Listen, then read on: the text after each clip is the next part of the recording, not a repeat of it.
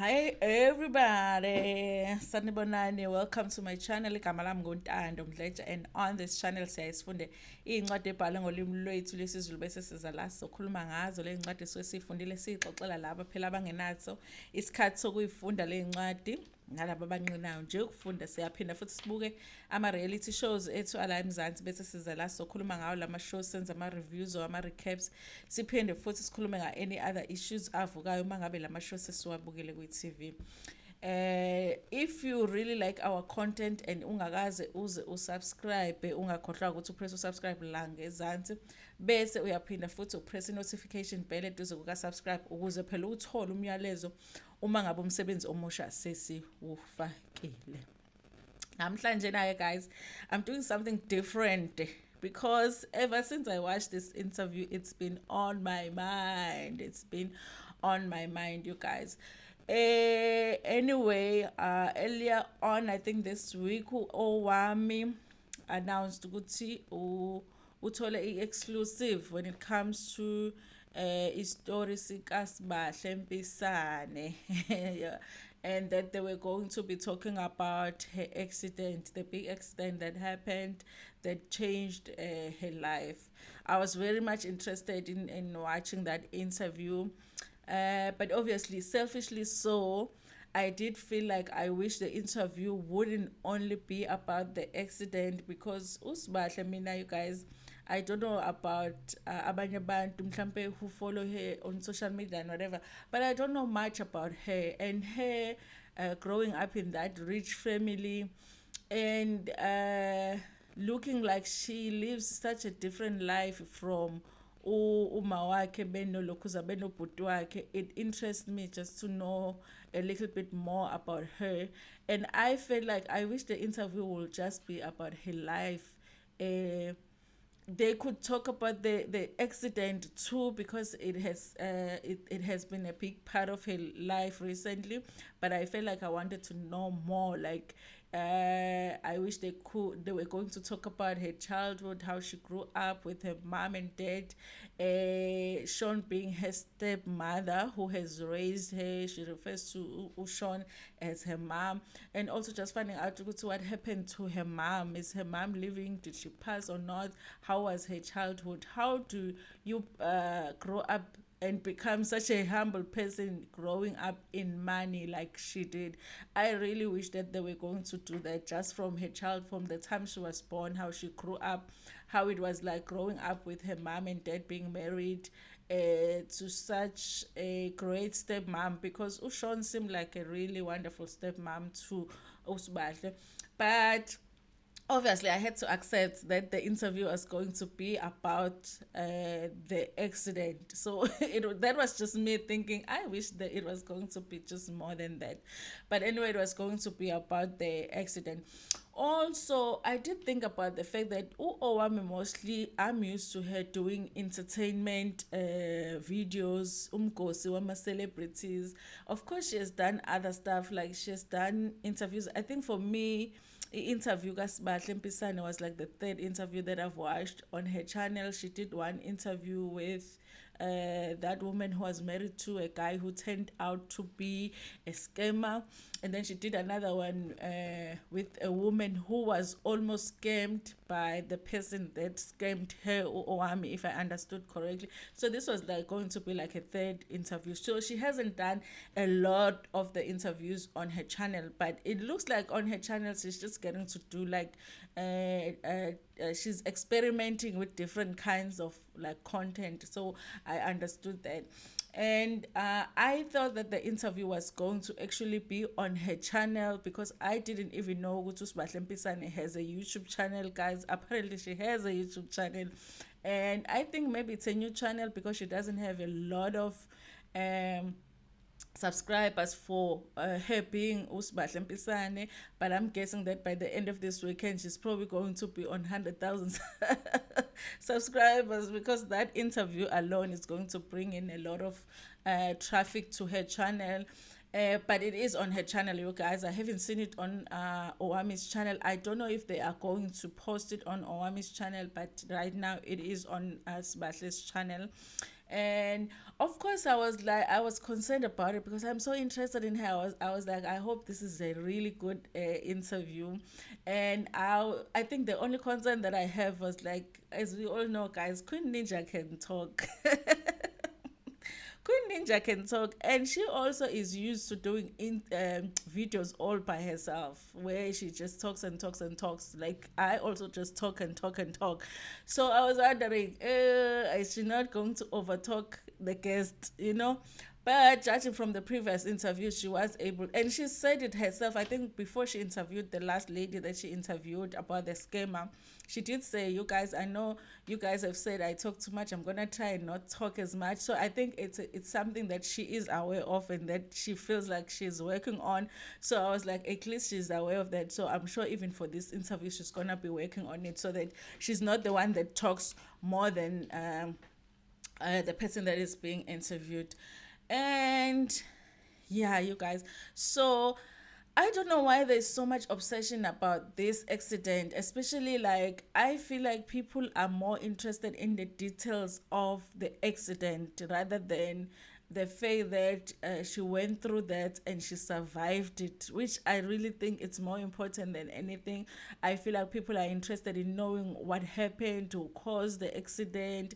Was anybody influenced by alcohol? I don't even think that those things are important when somebody has survived the accident. But anyway, that is, Owami had to ask such questions because I think she knows that those are the things that people have been asking. Those are the questions that people have been asking online, and those are the comments that people have been making on Twitter. If it's Twitter, if it's Instagram, I don't know, but she was asking those kinds of questions. Listen, the venue, they were in a restaurant, beautiful place. It really was beautiful. They were looking beautiful, by the way. I thought what Sbahle was wearing was like a dress, but it was actually like a crop top and a long skirt matching, like, was it like black and white? She really looked beautiful. Her hair looked amazing. Her makeup, it wasn't like overdone. She really looked beautiful. Owami was wearing that is it a green dress that she wears when she's sitting down, because she's worn that doing her videos.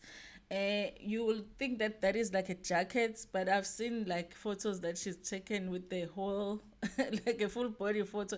It's such a beautiful dress, that dress that she was wearing. They were both looking beautiful. Listen, I think the only issues that I had with the place where they did the interview was the background noise. Like the background noise was distracting at certain points. As the interview moved along, you were getting used to it, but then there were certain points where it would become a lot, and there were parts where I skipped only because I was feeling like the noise is too high. I don't know how you guys felt about it, but there were times when I felt like the background noise is distracting the interview. I wish that they were at a quieter place, even if it was like a place where they were out to eat, but they just had their own space. You couldn't hear that noise of like the chatter at the back and the plates and the spoons and all that. I wish that we were not hearing that. And but other than that, it really was like a great space to be at. They were relaxed, just having a conversation while having their lunch. I think it was their lunch or their dinner. Apparently, Owamie is the one that approached Sbahle about the sit down, because apparently Sbahle follows Owami, and then Owami sent her an email and requested that they do the exclusive, and I guess Usbahle said yes, but then decided it was going to be on her channel. They don't talk about that, but they that means that there was a decision that was made, because the interview is on Sbahle's channel, not on Owami's channel. And I guess because the whole setup of the sit down was going to be about the accident, they just got into it. They didn't talk a lot about stuff that didn't have to do with an accident. So Owami did ask questions about how her life was before the accident. She said she was very active.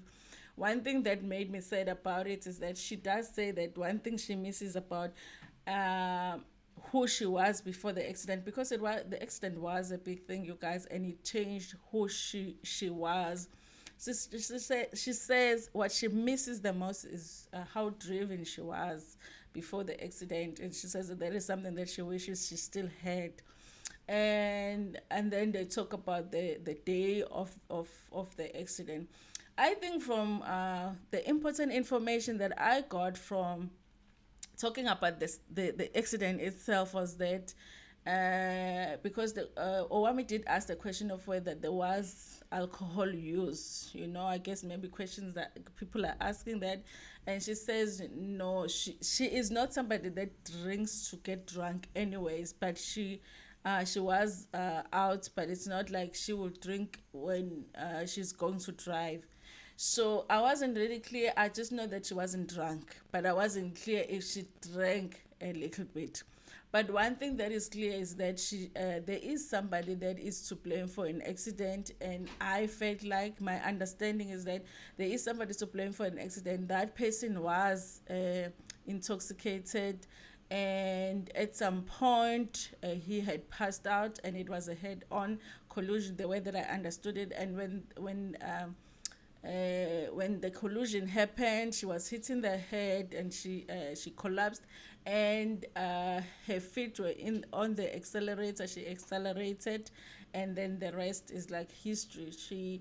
When she explains, you guys, the injuries, I feel like almost every bone of her body was broken, or at least hit in some way. Like she was talking about injuries on her head, on her shoulder, her arms, I felt like it was everywhere, her ankle, her leg, everywhere.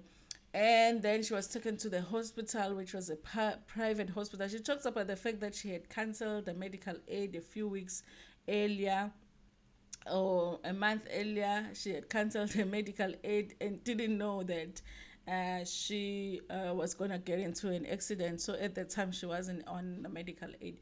And she talks about the importance of having medical aid, you guys. I always feel like people know how important it is to have medical aid, but the way that medical aid is so expensive in South Africa, I can't blame people for not having medical aid. Because, guys, if you earn 10,000 rands and you have to take medical aid, and it's not just you, it's you and your family, like that whole 10,000 rands is gonna go towards the medical aid.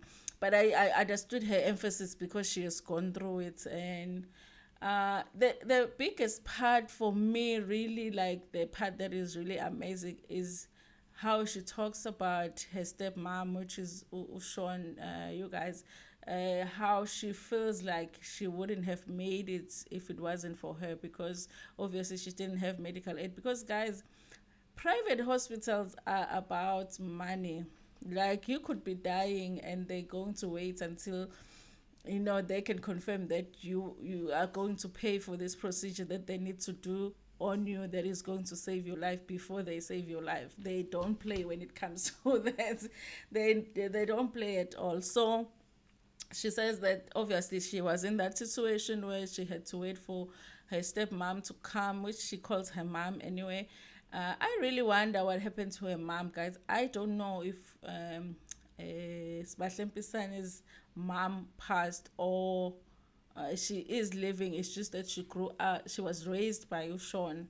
That's why I say that I wish that the interview just went back to her childhood before it even got into an accident. I wish they had talked more about just her life being Sbahle Mpisane. And so her mom came. She talks about the fact that her mom, Ushon, is the one that came, paid the hospital, because they wanted to see proof of payment before they could do anything on it. Imagine, guys, you have all of these bones broken on your body, you're in pain or whatever, you're not even conscious, but the hospital won't do anything on you until your mom pays. So she says they spent a lot of money on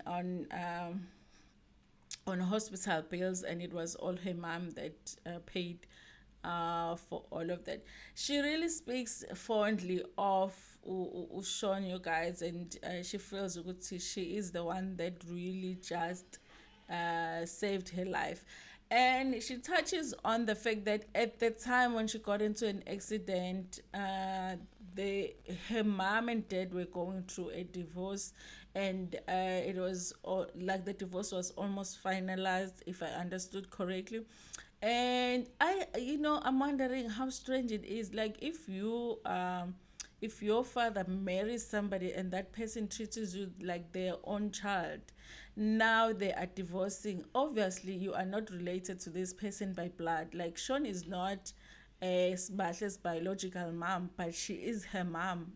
So like when they are divorcing, you're going through that conflict of my mom and dad are divorcing, but then you also with her there's an extra layer of this is also not my biological mom, it's my stepmom. Probably your father is going to expect you to take his side more. So at the time when she went through when the accident happened, she was going through that as well. Her mom and dad were going through that. So over and above her being in the hospital, there was also conflicts between the two of them, because she talks about the one picture that her mom had posted. It's a video that her mom had posted because she wanted to update the people. They live online about Sean, so she felt like people deserve to know the updates. She is Sbahle okay, so she felt like she needed to post. But when she posted, her father was not happy about it, so she was caught in the middle because she understood why her mom posted, because she felt like people needed to her followers needed to be updated which she is okay, but she's just in the hospital. But her father felt like it wasn't necessary. So apparently after that, guys, Sean was not allowed to visit her in the hospital. Beno, what's her brother's name? I forgot. I'm going to remember. Her little brother, Lord, million. So they were not allowed to visit her after that. So she wasn't able to see them. But it was so interesting. I actually think she could even write a book if she hasn't. She could even write a book, you guys, about the whole experience. Her whole intake of her healing process is interesting to me. She says that there was a time, obviously there was a time when she had amnesia, because when she woke up she didn't know who she was. Obviously even her mom had to introduce herself to her, and then they were going through that thing of her father didn't allow them, her mom and her brother, to come visit her in the hospital, so they were staying away. But then she says that randomly she will just fall asleep, and then she will dream of a phone number, and then she will wake up and call that number, and it will happen that the number is Sean's number. It's her mom's number. And then she said her mom had two numbers, and then the next night the same thing happened. She dreams of another number. She wakes up and she calls that number, and then her mom introduces her, says, "No, it's me. I'm your mom." Eventually it was like it sounds like it was a long healing process. There's so many procedures that she had to go through as part of the healing process. The parts that really was interesting for me is that apparently, because her mom and brother were not allowed to come see her in the hospital, when she was discharged from the hospital, I assume she went and lived with her father, because apparently her mom and brother, they were not aware that she was out of the hospital. She didn't see them when she was out of the hospital. And I was thinking, didn't we see on Kwamamkiz, the reality show, as if Ulona had was coming out of the hospital or something like that? Did they fake that thing? Because it was almost like she came back from the hospital to live in the house with Mamkiz and her with her brother. So now she's saying she didn't live with them. In fact, one day when her brother had posted ukuthi she was somewhere on Instagram, she just went and surprised her brother. She says obviously there's been a lot of procedures that she has gone through to heal, but she says ukuthi the way the accident was so bad, she is in the state of like her body is injured. It's like permanently injured, and there's things that she's done obviously to heal and to get back to her normal self, but her body is never really going to be back to what it was before that. Honestly, you guys, I really think Owamie did well. I think that she let Ulona Sbahle talk and tell her story. I think I really loved that Sbahle really loves Owami, and I felt like it was two equals. I didn't feel like Sbahle mhlambe uzithatha like someone ongcono kuno Owami and Owami the same. So I feel like it was just two equals having a conversation.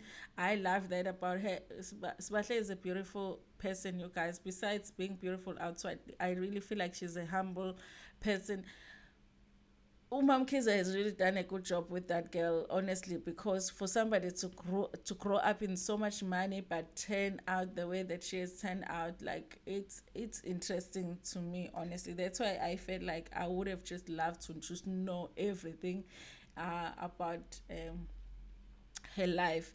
Yeah, you guys, but it really was a great interview. I'm hoping that in South African YouTube space, like we're going to get more of these interviews, or just the content that is just different like that.